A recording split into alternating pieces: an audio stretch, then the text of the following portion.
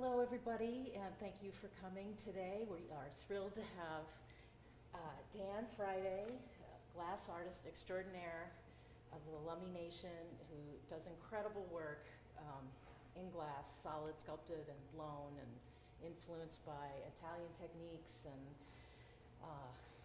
just there aren't enough words, is all I can say. So I'm going to let Dan use his words more than me. Thank you, Dan, for coming. Haishka. Haishka, thank you to the Bainbridge Arts and Crafts. My name is Dan Friday, or Kokol. I'm a member of the Lummi Nation, or the Weklami people in Bellingham. The show with my sister, Ray Friday, who's also showing and not speaking today. But I'd always like to beat her drum because she's not the kind of person to get up and talk about herself. I guess that's my job. But yeah, like I said, my name's Dan. I come from the Lummi Nation. In this picture here, you can see Lummi Island in red. It's part of the San Juan Island chain, or the Strait Salish as it's known. Most people are really familiar with Coast Salish, which is the territory moreover, but the Strait Salish kind of pertains to southern Vancouver Island and the San Juan Island chain. The Lummi people are not actually from Lummi Island, they're from San Juan Island on the west side. English Camp is what it's called now, but that's the first village of the Lummi people. And their connection to the Coast Salish people, or the Mish people, the survivors of the flood, where the tribes have kind of spread through the Puget Sound, are now kind of housed in the Lummi Reservation, which is the small peninsula that you can see just to the right of Lummi Island, where there's not a whole lot of Lummi people, if I'm being honest. This is my sister Ray, and my story in glass. Although we got started in glass completely independent of each other, it was kind of an odd phone call. I called home and I said, hey, let me talk to Mom, what are you doing? I've been out of the house for years. We don't talk much as siblings do sometimes. And I said, I got a job at a glass factory. And she's like, oh, you fucker, how'd you do that? I've been trying to blow glass for 2 years. And then the kind of rest is history. Our path in glass together has been, I'm really grateful to have a show like this because, yeah, working with my sis is great. This is my family, my brothers and sisters, my cousin, my auntie Pauline Scala, the killer whale.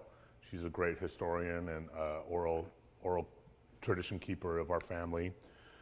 This picture is of my great-great-grandfather, Haytaluk Ossium, and his name is Frank Hilaire, his current name that you would know in the books, but Haytaluk and his family here, Agnes Halmea, is actually half Hawaiian, and there's a great unknown story of the Puget Sound and the Hawaiian community, the indentured servants or slaves that were left with Captain Cook, and how they really worked for the Hudson Bay Company and a lot of the Puget Sound and a lot of the places, Kama, Washington, or Friday Harbor, named after Puale Joe Friday.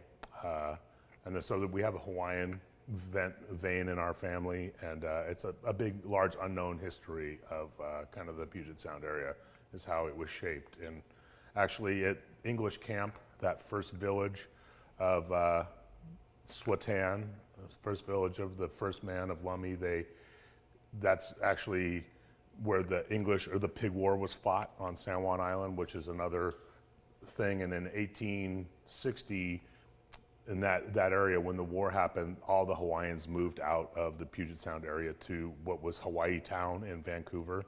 And then the steamship travel became available. A lot of the Hawaiians moved back to Hawaii. So in this picture, it's really, I like to point out the haute couture of the day. They're wearing Coast Salish blankets, and you can see these are just some really fine examples. Haytaluk, in this picture, you can see here, he was from the old world. He was a really powerful man. Haytaluk is a really strong name, means seat of the people. He was not a chief, but a spiritual leader of the Lummi people, and he lived in this time like a foot in both worlds. He grew up in his longhouse. He raised 22 kids. And when his oldest son, Richard, died, he raised his 12 children too. He had 3 wives, one being my great-great-grandmother, Agnes Halmea, like his primary wife there. And you can see, I'll point out in this slide, the picture of the Hilaire bear on the drum. Really quick, that'll come back up. This is him and what's called a Nootkan style canoe. These were the really Nuchalnuth or Nootkan style. These were like the Toyota Prius of the day, like everybody. This is how you get around, you know. And this picture is of the Setting Sun dance troupe. You can see Frank Hilaire in the back and my great-grandfather, Joseph Hilaire, Kokol, who I share the name with, in the very front. And this dance troupe, you know, my cousin's production company and film company still carries the name Children of the Setting Sun today. My great-grandfather, Kokol, was a story pole carver or totem pole carver, and I'm really honored to carry his name. It was given to me.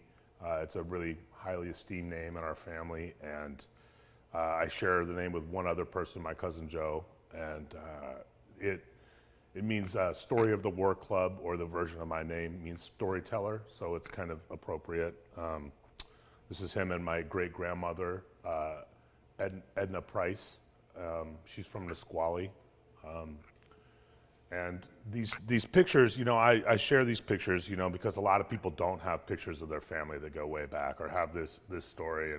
And so many Native people, you know, struggle to find their identity or their history or their culture. Or I feel like one of the things that Native people that are still have survived, we carry this, you know, we're what's survived from our ancestors who may or may have not made it. And I feel like a lot of people struggling with their identity in this world today that tells them where they're from is bad and who their parents were inherently bad. I'm American, not with a Confederate flag, but American, the group of people that as a whole represent what's the ideals of inclusion of all the different kinds of people.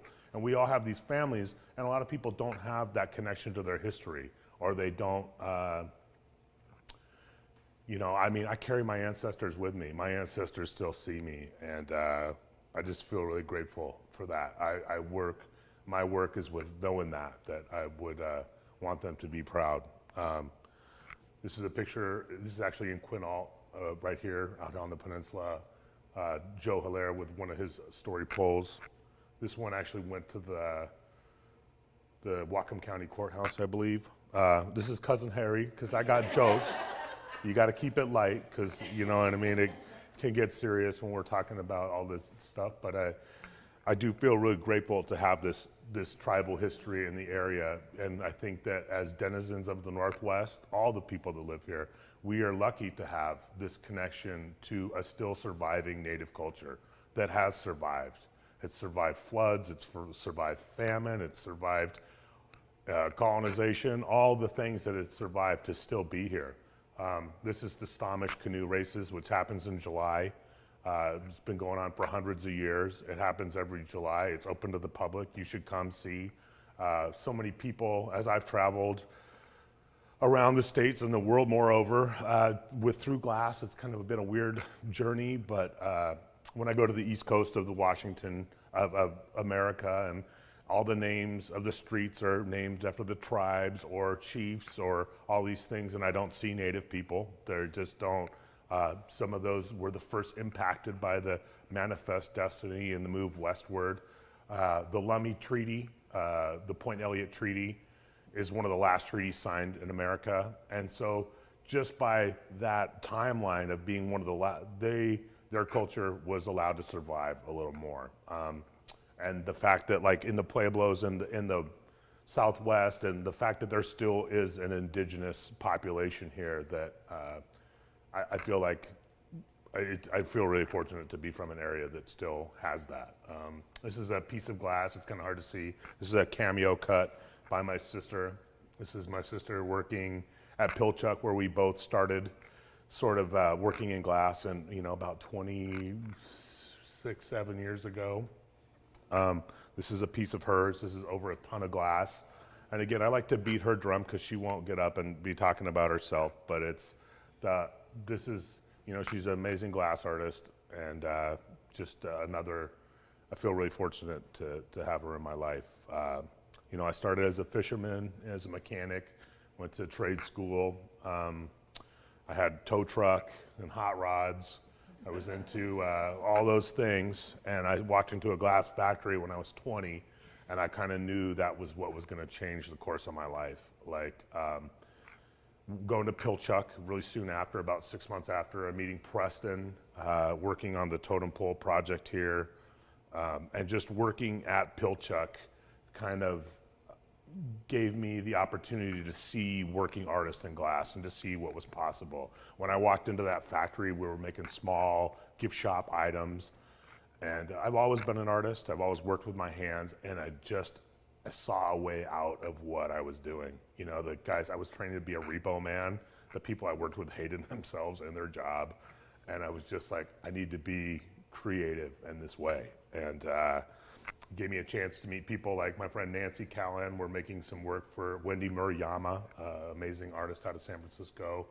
And the Pilchuck reality, and working very soon after, in about '99, I met Dale Chihuly and started working with Dale at the boathouse on Lake Union, where I still work today. And he's been really supportive of my career.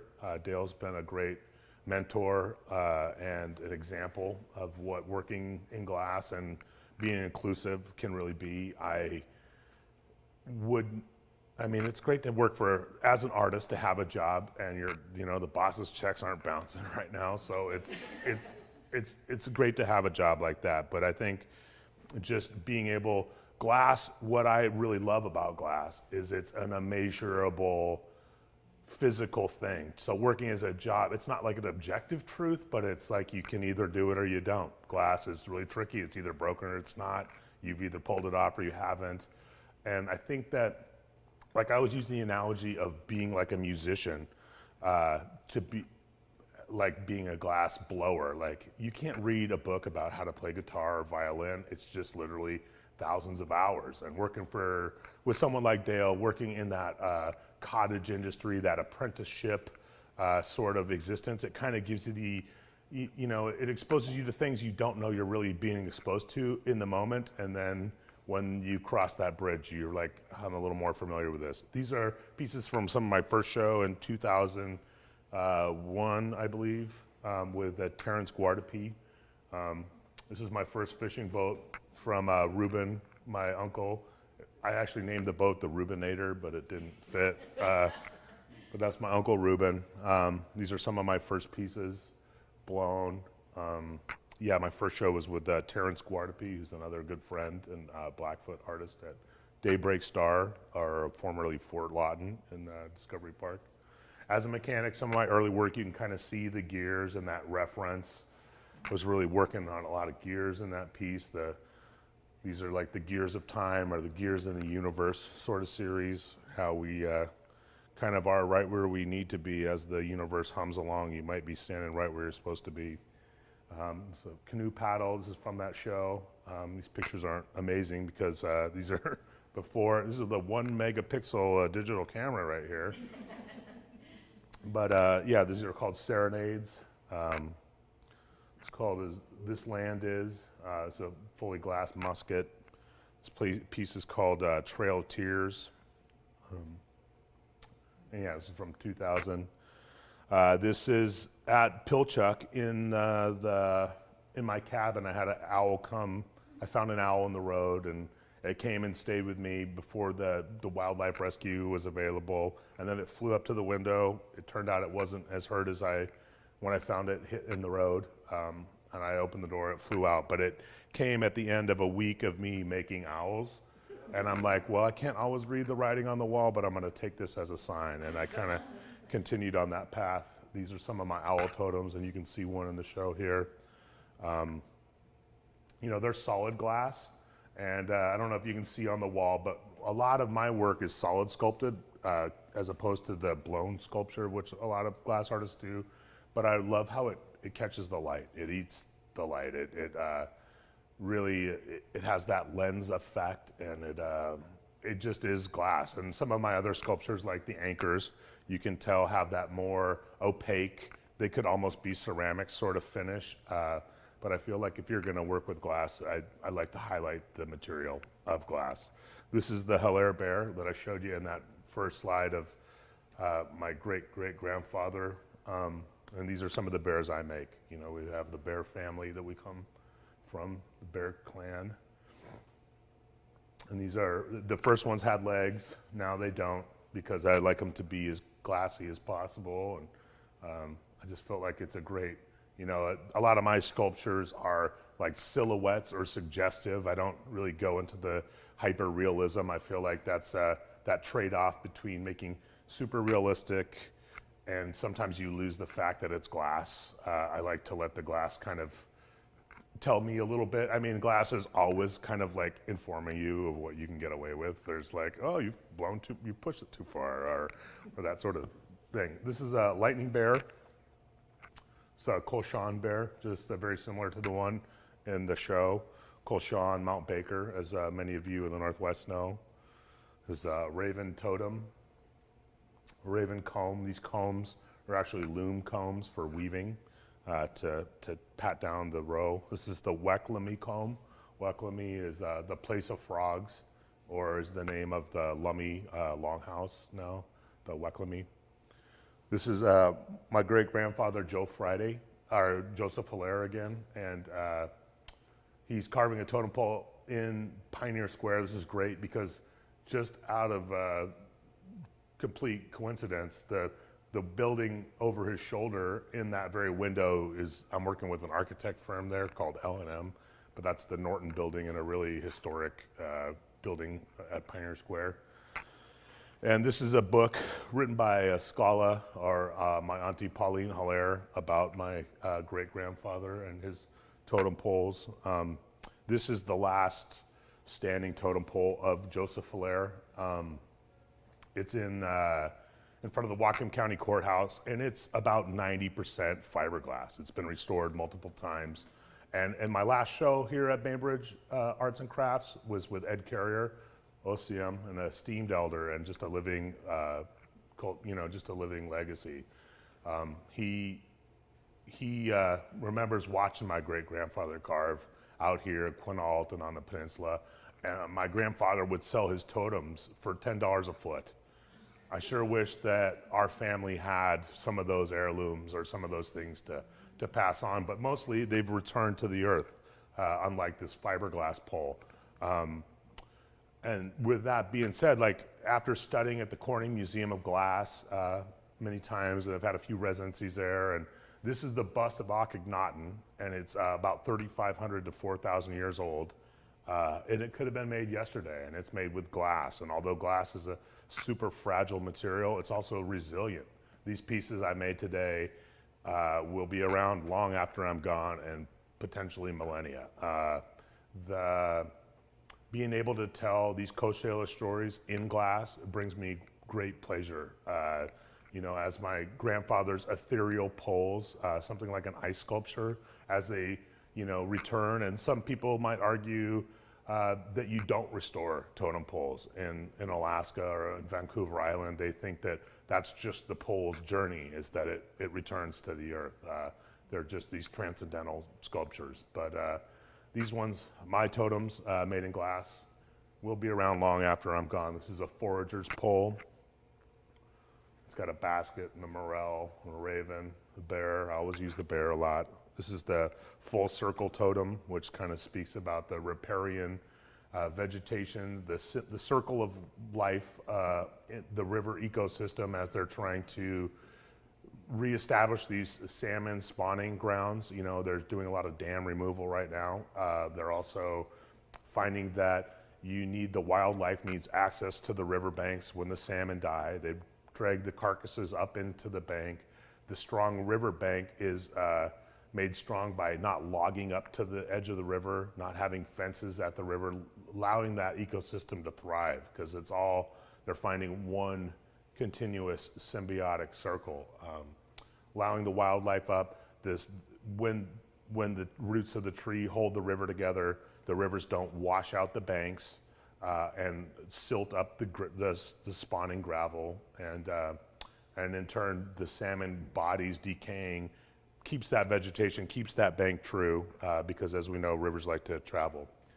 That's a full circle totem, and this is kind of putting a totem together, and you can see kind of what happens here. I spent a lot of days making the parts, but on one of these big pieces, they're all made on the end of a pipe, and they're all assembled hot, and you know, I have a team of about 4 or 5 guys and gals helping me out, and it is it's no small feat. And as a glass artist, you are, one of the things I would learn from Dale is you're really dependent on the people you work with. And I'm not, in my youth and as an artist, before I came into glass, I wasn't like a great communicator, but you really realize that's, again, that band analogy, like that musician analogy. You can put 2 virtuoso musicians in a room and they might not be in harmony, or it takes a minute to kind of to get that relationship. And so all these glass pieces are made with a team. I'm really reliant on my team, and although I may be the designer, I'm not necessarily, anybody could break the piece at any time. I'm really reliant on these other people. And that's what I really love about glass. Most people that just see the finished product, the glass artists are often really enamored with and in love with the process. And when things go well, it's like when we had an awesome set, it's like getting something in the first recording. You're like, oh yeah, high five, we got it all in one take. And that's something that a lot of people don't see. And that's another reason why so many artists are drawn to that community that kind of comes with glass. This is this is Chi Topi, or Aunt Fran, of the Lummi, the venerable auntie of the Lummi Nation. She's sitting on some of her mountain goat wool blankets. Some of these are in the Smithsonian. She's doing some basket weaving. And her son is the hereditary chief, Chief Salit, or Bill James, of the Lummi Nation. And she was a huge cultural purveyor for us. She was one of the language bearers, one of the language bearers of Straight Salish particularly, and Coast Salish. The language, as my great uncle would tell me, his time in residential school, he would say it was beaten out of us to where when we would hear the language, you'd get physically sick and you wouldn't speak it. They'd whoop you with sawgrass. I don't know if you know what that is. And these little rebels, these little weaving circles of aunties kept these traditions alive. And so these are the heroes of our tribe, you know, these are the people, the unassuming weaving circles that kept these traditions, that kept the names alive, the connections, the family relations as the families were separated. They really, I mean, it's really tragic. You can read more into that, but people like this are really inspirational to me. These are some of my baskets. This is a berry basket. This is a smoke basket. I started this series of Aunt Fran's baskets about 3 months after she passed away. And she was largely helpful in me finding my voice as an artist, or she gave me that. You know, I'm like, Auntie, look, I've been working for, Dale Chihuly. Who's that? Well, he's this amazing glass artist and he's doing a lot of stuff. And, she's like, well, where's your work? And I'm like, well, but I work for this guy. He's amazing. And, it's just really hard to get into. She's like, well, where's your work? And I'm like, well, Auntie, it takes a lot to get into, and everybody I work with has a college degree from some place with their nose in the air. And she's like, I'm an artist. I don't need people's permission to make my work. We create things with our hands. It's what we do. It's what we've always done. And you need to hurry up and start making your work. And this is about 12 years into my glass blowing career, I guess, as a hired gun, as a glass, I'd been making work, but it really forced me to take it a little more serious and have another look at it. I had just gotten sober I guess this is probably about 13 years ago now. And that's really when I started making the basket series. This is a video, you can see that teamwork again, how dependent I am on the crew to, for my vision, but also it's such a process. We're rolling up a fused mosaic of glass. We'll cap off that can of glass. And if you've ever seen like scrimshaw, where they rub ink in the scratches of ivory, I do this thing where I sift black powder in between the individual canes and sort of wipe it away. That really highlights the individual pieces. I take another big gather over it. And then this is kind of one of these moments that's like frozen in time with glass where, you know, Taylor's turning the pipe. My good friend Greg Owen, rest in peace, is blowing in the pipe, and I'm kind of affecting the bubble. And it's really a harmonizing event. It's like it's like having a dance partner, you know what I mean? It's really easy to step on each other's toes if you're not in sync. I put a little blue piping on the lip and then break the piece off and start again. This is my sister putting together one of the first baskets we worked on together. I wish I would have kept that one. This is the corn basket we made as a commission for some people in Santa Fe. And these are a lot of these other baskets. And very soon after I started making these baskets, it kind of became my quest to reach out to other Native artists because I realized what an amazing position I had been in working with Dale. Such a unique place for me to kind of stumble into. This is the Evergreen Longhouse. I don't know. I'm standing with a group of really esteemed elders, and the only reason I'm there is because I know how to blow glass. But this is from a teaching, this is from the Pacific Rim Indigenous gathering that we had at the Evergreen Longhouse, the House of Welcome, or the Squigwheel, started by my great aunt, Mary Ellen Hilaire, who's an amazing woman. I'm really fortunate to come from a long line of strong women. Haytawit Osium is her name. And, you know, at the Longhouse, I met carvers from Nisqually, Sahalish, Skokomish. This is Hala Howanut Old Peter, or Hala Peterson. And you can see her Thunderbird basket that we're working on there. And this is a residency at the Tacoma Museum of Glass. This is Auntie Lillian Pitt of Warm Springs, kind of helping her make some baskets. But that's what's brought me so much pleasure, is being able to share glassmaking with other Native artists and in the community at large. So my sister Ray and I at the Burke Museum archives studying. They have an amazing collection there. And I know that repatriation is definitely appropriate, but I also think that it's great that there is a public place where Natives can see these artifacts, aside from the inner tribal politics of, you know, having one of your aunts who doesn't get along with the other 50% of the family having something in their closet that you can't see. I think that a lot of these artifacts, I think there's a balance somewhere that it's nice to have a place to go study these things. This is a clam basket, a Lummi clam basket. And this is a basket my sister made with bullet shells instead of cast from one of my dad's bullets from Vietnam. It's woven steel and copper. And yeah, it's been great being able to study it, like the Field Museum in Chicago. And I think that a lot of that work should be repatriated because it sits where no one can see it and is inaccessible. But I think the Burke Museum does a great job of making that available. This picture is of Haytaluk, Frank Hilaire, my great-great-grandfather, Osium, and Chief Martin at the time. This is in 1890. This is a really important picture, a really pivotal picture, because in this picture, it's hard to see. There is a reef net model between them. You can see the anchor stones in the front. Those are actual anchors. But the reef net, the small canoes, the shwala, or the reef net, is the shwala is like represents the female energy or the womb. And then this ladder of ropes that comes up. This picture is really important. This is a drawing of it, which might be easier to see. It kind of creates a false floor. They create this channel in the islands, and as the salmon migrate, they swim up the ladder or the false floor between the two canoes, and they draw the canoes together to catch the salmon. This picture, like I said, why it's so pivotal is this is when, in 1890, this was the main thing of commerce for the natives here, was to trade salmon with the settlers. It was a currency. It was kept them viable in the economy at the time.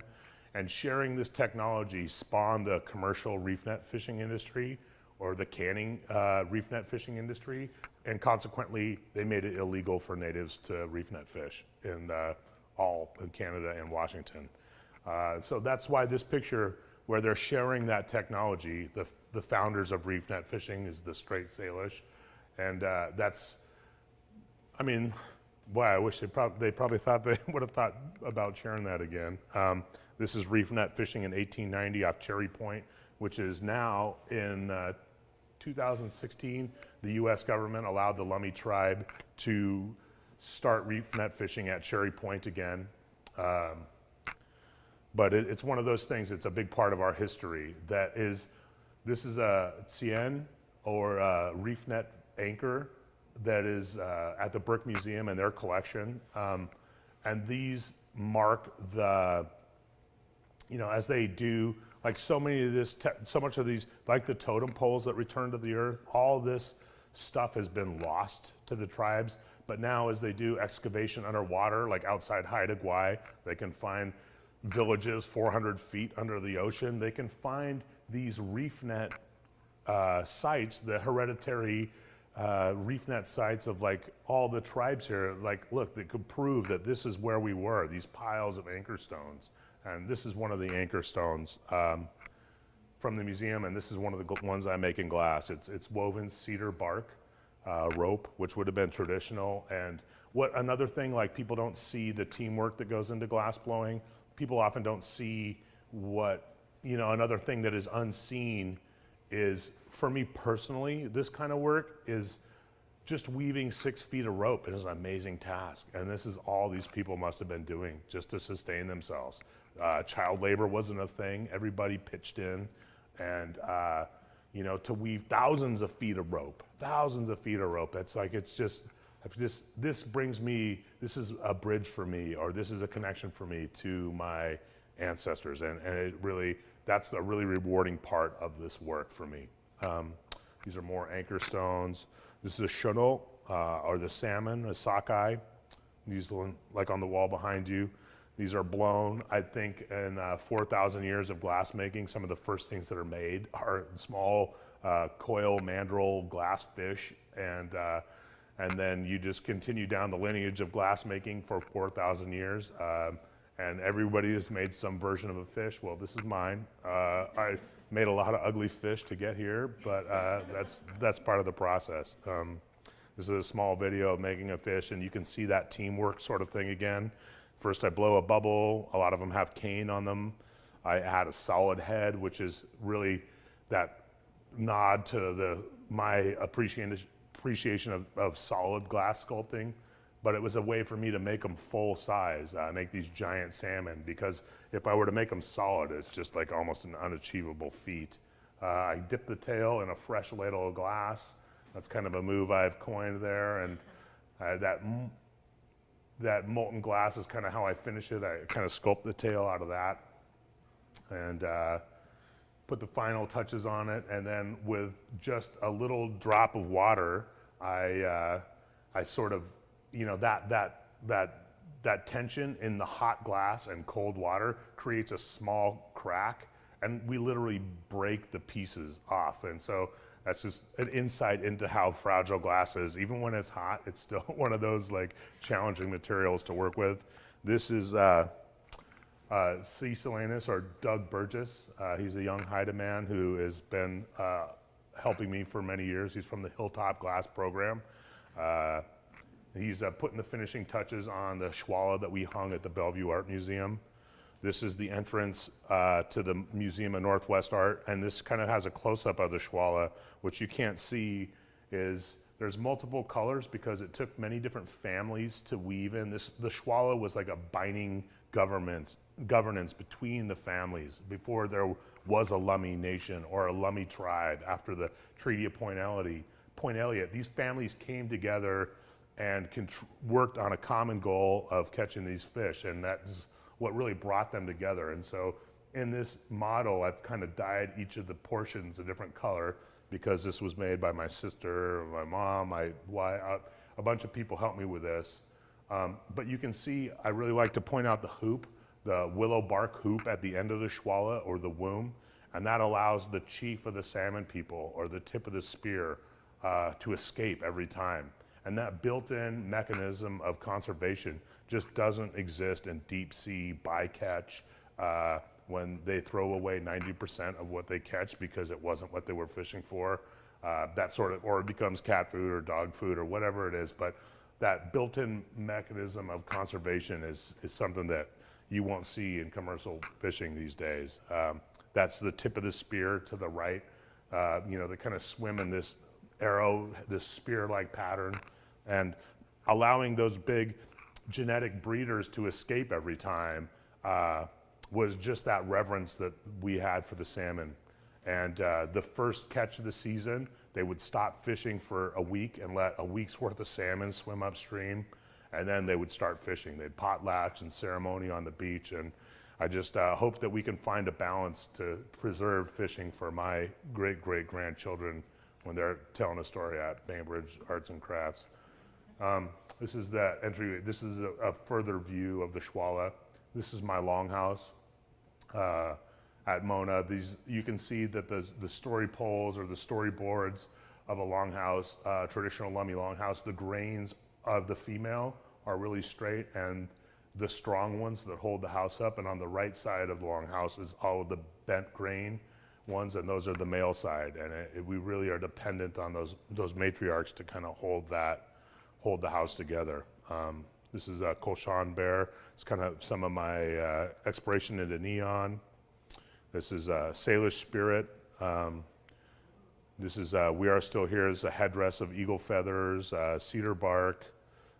This piece is Red-Faced Dancer. This mask is my cousin Ron Hilbert, Vi Hilbert's son. Missing and murdered indigenous woman, this piece. This is a famous painting by Paul Kane, an English painter. When he first came to the Northwest, this is of Cowichan women weaving a Coast Salish blanket, like you saw in that early slide of Frank Hilaire. And in the very front of the picture, you can see the skukka, or the Coast Salish woolly dog.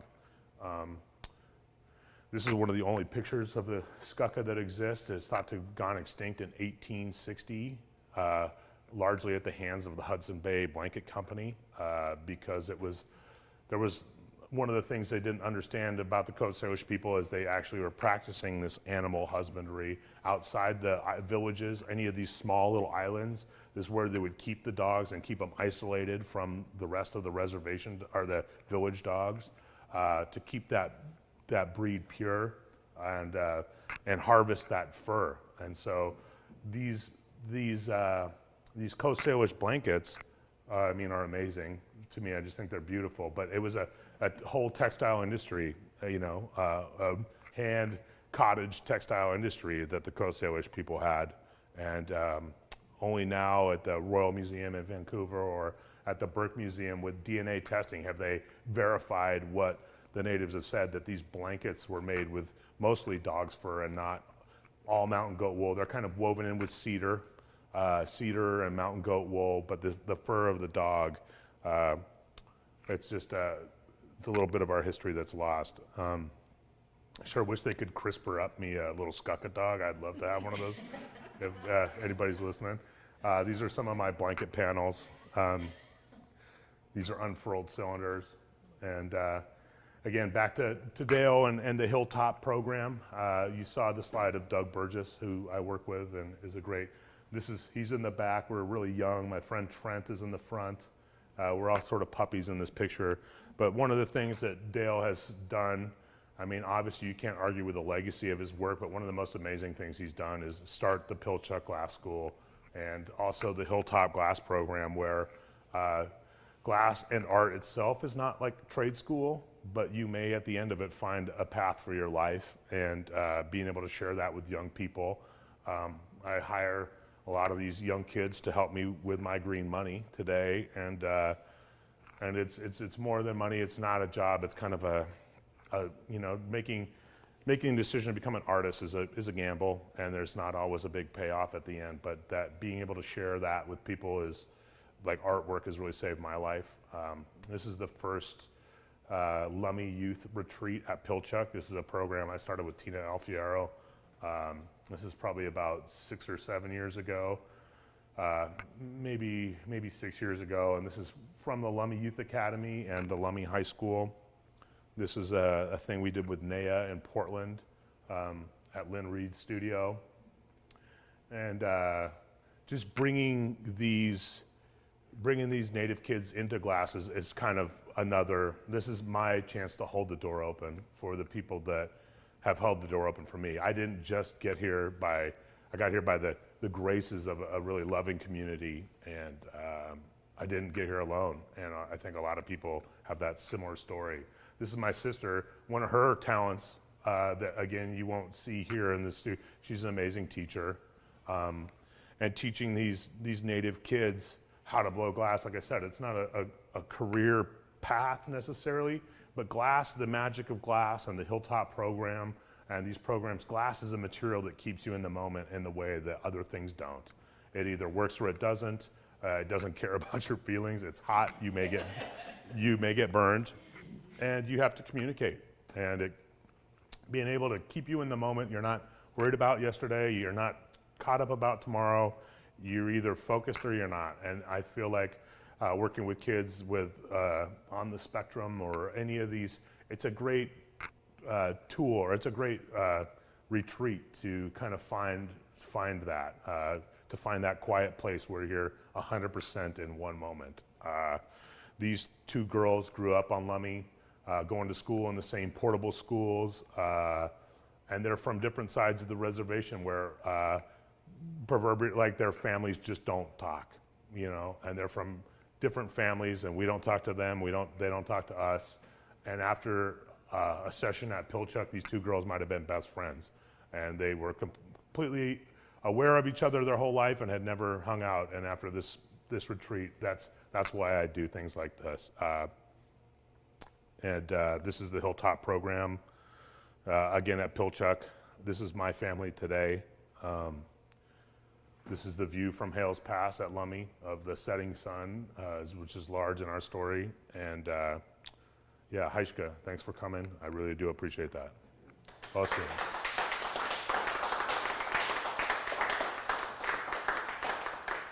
Does anyone have any questions for Dan? Sure. What's up? Hey, Dan, so I gotta say, I wanted to say this is one of the best, but I think this was the best artist lecture ever. Oh. I have a million questions, but I think I'm just gonna, I have to choose which one. You guys get that recorded? This is Pete, dude. Pete West just had, So I've just read a book which I was really wrestling with. It was written in '77, and it was about artists using sort of pacifism to survive. It's a dystopian, futuristic novel, but to survive a very violent attack on the artistic sensibility. It's called Pen. It's a really fantastic book. And when I saw your auntie, or I think it was, the woman who Aunt Fran, yeah. Yeah, who was doing the Fran James, yeah. and keeping the language. I just, I was wrestling with the pacifism in this book, and I was just going to ask you, was that her attitude? Obviously, she was extremely strong. Strong woman. Incredible violence, but was her way of dealing with keeping the language and keeping the techniques, was that sort of a pacifist way, like a quiet way? Like you were saying, I mean, you're just holding on to the only thing that you've got. Right. And it's like spoken at night in this little unassuming weaving circle. Her son, Chief Salit, or Bill James, who I can only speak about now, because in our Lummi culture, you don't talk about people till they've been dead. It was a big tradition to burn your possessions, to send them with you. And, so when he passed away, it kind of goes underneath the radar. Like, no one knows that Chief passed away because you don't talk about it. You don't share pictures on Facebook, and you don't say their name out loud so that they can cross over. But now, I mean, I can't say enough how Vi Hilbert from Upper Skagit is another auntie, and these aunties, Lillian Pitt, these guys are survivors of a different, you like to think that things like that in 1800s, like that was a long time ago, like literally women voting, suffragette women, like kids, like it's not that long ago, people that were alive. My mom, not that, in her 70s, remembers, the segregation that people lived through, and it's like, We like to, you know, we are survivors of that, you know, like their life, like those stories are so important to hear, that oral tradition. And was she passive? I think they were just kind of getting by with what they could. And it's amazing that the hero is a woman in a little blanket and a shawl weaving a basket. But that's how our story, that's how we survived through that, you know. So was it passive? I mean, I don't know. I think it's brave to risk whooping, you know, getting a literal whooping, you know what I mean? Like her son went to Chemawa School, which is one of the local Indian schools, and you know, later went to IAIA in Santa Fe. And I think that's the same as a lot of these tribal cultures as they struggle to survive, you know, to find themselves in an era where we all have a computer in our pocket that does the load of remembering every phone number we've got. Like, we're in this new era, and our native kids are growing up in this era too. But those stories are really important to keep you. It's just like lighting the candle on Sabbath, you know, like these people, you know, they just are trying to hang on to the parts of their culture that give them that identity, you know. So I think that's really brave. Absolutely. Yeah.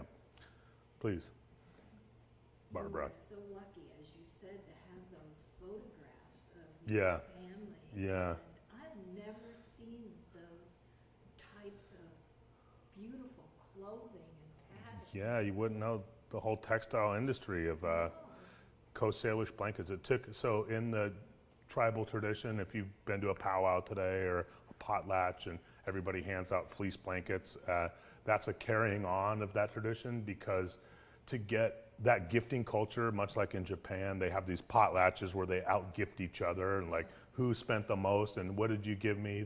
But that's that bind, that tying bind, that like that your commitment to the community, and getting a blanket was the biggest gift you could get. Like, is that was your difference between health and sickness? You know, that being warm in the winter, to make one of those blankets takes a year.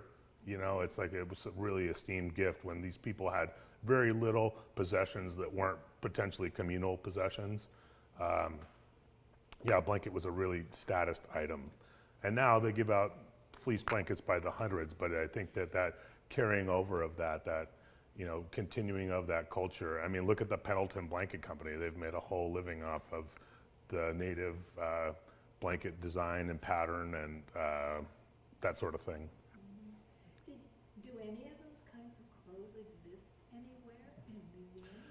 Yeah, you can see them at the museum.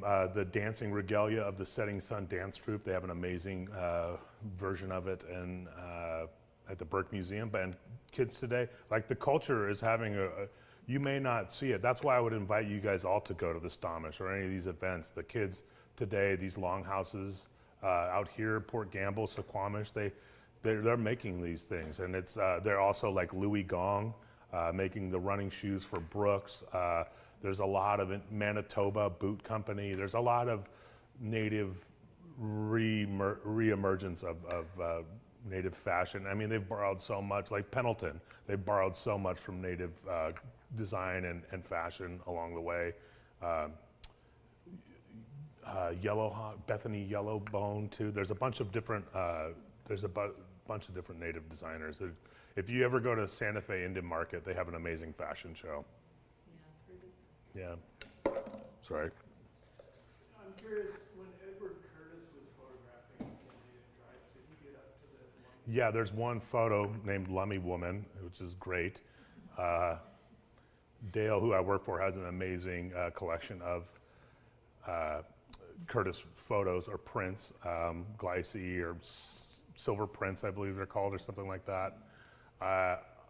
I'm fortunate to have one or two in my collection, and they were controversial because some of those are taken out of context, but I think you can't argue with the fact that it's amazing to see how powerful those pictures are, and whether or not they're wearing the appropriate regalia. I mean, the insight to take those pictures was amazing. The photos of my family were not taken by Curtis, but a lot of them, I mean, the photos of Frank Hilaire, you know, although he was a really prominent figure, he actually took the name Frank Hilaire from a man in Bellingham who he helped build his house. He goes, well, what's your name? It's Haytaluk. And he goes, well, what's your real name? And he goes, well, what's your name? He said, Frank Hilaire. And so that became his name too. He goes, I'm Frank Hilaire too. And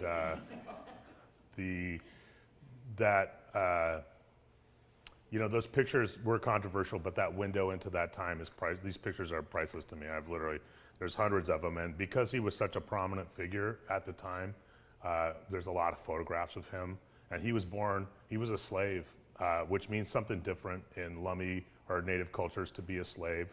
If you read any of these amazing books of people captured by natives in the plains or Chiricahua, there's a great book about a woman who was captured and raised by the Chiricahua. When they tried to steal her back twice to European culture in the East Coast, she went back.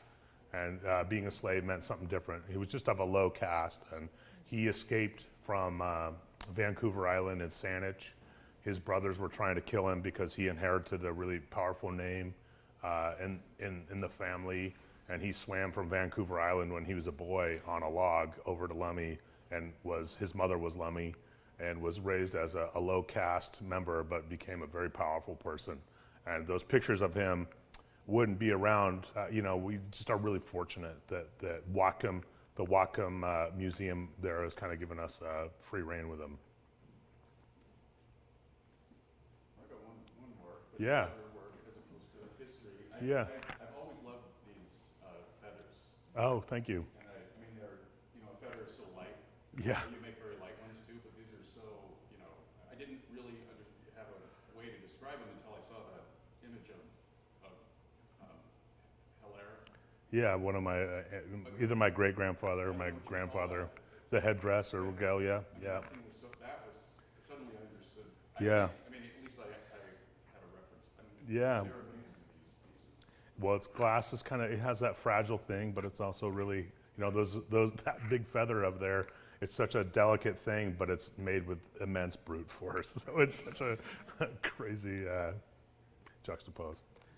Well, if there's any more, yeah, please. When you started down the path of glass, did you always envision bringing your history into it, or did that kind of merge? No, and it wasn't, you know, I started some of my early works. That's why I show them. You know, as a mechanic, I was into I really like astronomy. I really like the turning of the planets. I really love the gears of time, like how things balance out. And, you know, we question the politics and the daily ebb and flow, the tide of our lives. But I mean, are we in the wrong spot? You know, are these things that are inevitable? Or are these things that are maybe necessary for us to find out who we are? That's kind of the more conceptual version of these gears. But, you know, I always liked, you know, I like that thing about working on cars, you know, like, you know, just it either works or it doesn't. It's not that it's necessarily an objective truth because things can be designed poorly or whatever, but I like that timing, the clock of time, you know, the turning of things.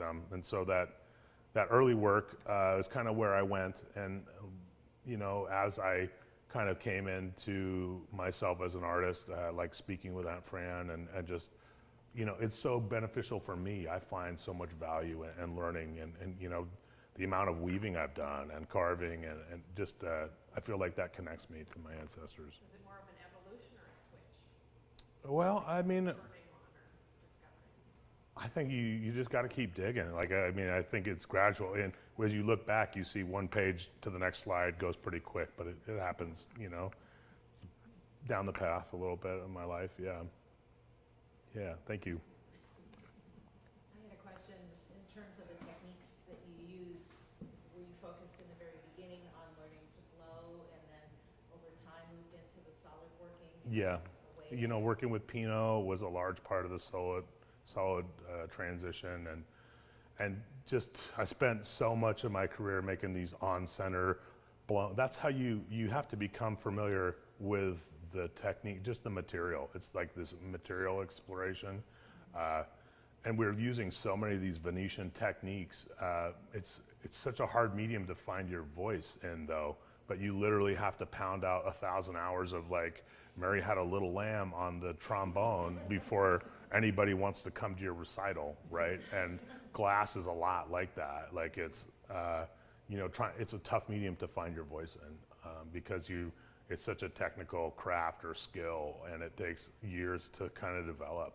So, yeah, it's definitely part of the journey as you become more aware of what's available. It's how can you add your fish to the lineage of fish. I've got one more quick. Yeah, what's up? Could you talk about some of the influences that your sister has? Because I know, I get the sense, and you've talked so much about the Venetians and Pinot and all that. Yeah. But hers look different. She's an amazing solid sculptor. And like I said, she, glass is a really physical thing too. And it's, she has she's an amazing illustrator. She could just kind of have gone that way. And I'm like, but but it's one of those things where she, I think with these new pieces has really found that balance of, she's really, pardon me, focused and detail oriented, and so she, these weavings were really, I think it's a great way for her glass work to kind of, because it's such a focused, detailed thing. And I think that's a great, like that cast piece you did, that's over a ton of glass. That's like just literally brute force, that makes something like that. Even myself, I know I can't go on forever, like making a lot of these works. They have like my body has a timeline that I can't make them, or until I turn it over to someone else that I work with to physically make them.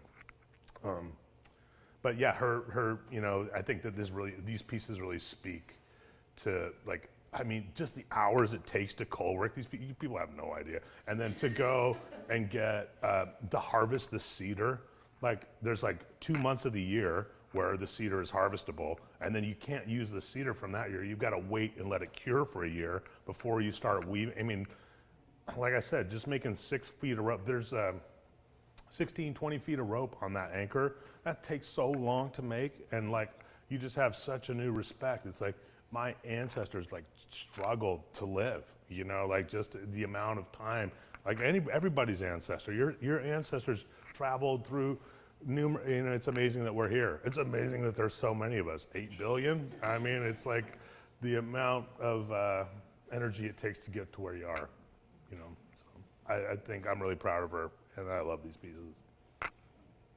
Yep. Aishka, thanks for coming, guys. I appreciate that.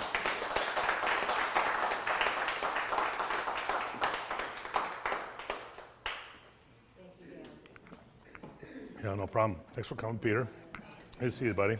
See new works by Dan Friday and Rhea Friday, Lummi Nation glass artists, on view from April 7th through April 30th.